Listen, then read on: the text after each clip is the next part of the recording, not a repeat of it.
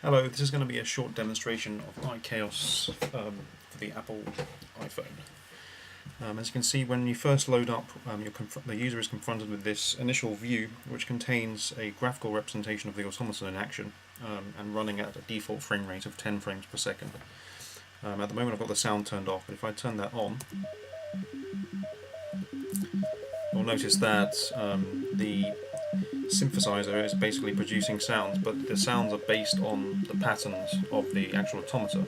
And now I can actually interact with this automata by clicking on it or dragging, draw patterns which then propagate through as almost like electrical currents.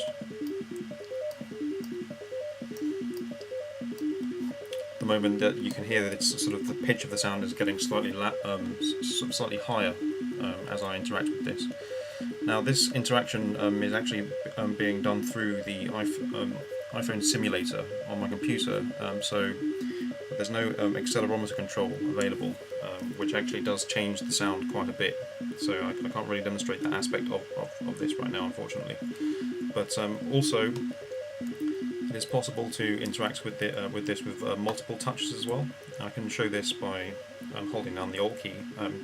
Each one of these circles demonstrates two fingers basically, so if I click and drag, you'll see that it sort of perturbs the automata in two locations now rather than one. Down here I can actually change the frame rate, so now we're running at 50 frames per second, which drastically alters the sound as well. And then at 5 frames per second, the synthesizer becomes almost like an arpeggiator, so you can actually hear individual notes being played. You can also change the waveform, which defaults to sinusoidal, but we can also do sawtooth, square, and triangle wave.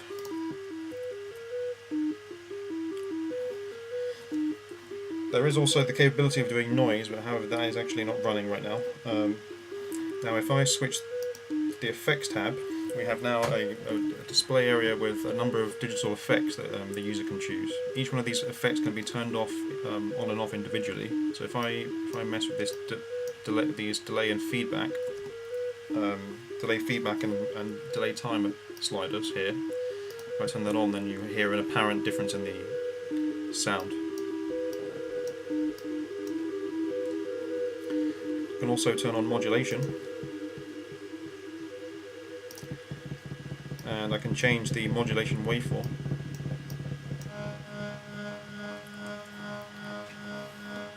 Now if I use at the moment I'm using a saw wave to modulate the output, you'll notice that there are quite a few, it drastically changes the sound, and the saw wave actually ends up adding quite a few high frequency partials, which can be filtered out using the low pass filter.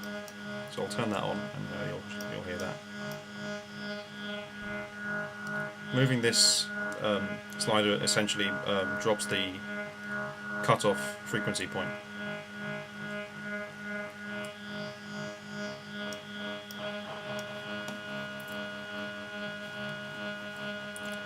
We'll turn off modulation for now. And then finally, we have a frequencies view, which basically allows the user to make fine-tuning adjustments to the individual frequencies that are being played in sequence. As I move these sliders, you can actually hear an instant difference. So I put the frequency of this particular slider up, and it changes the overall sound. Again, if I put the frame rate up a lot higher, if I move this frequency, you'll hear an instantaneous difference in pitch.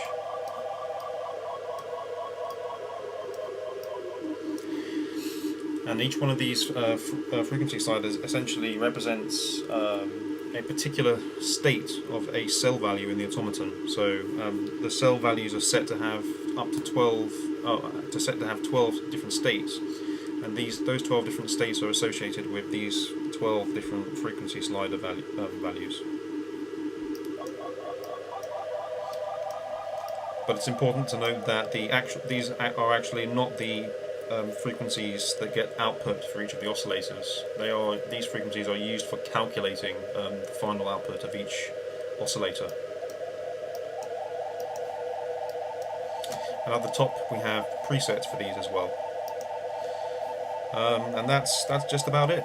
That demonstrates all of the features. I hope you enjoyed that. Thank you.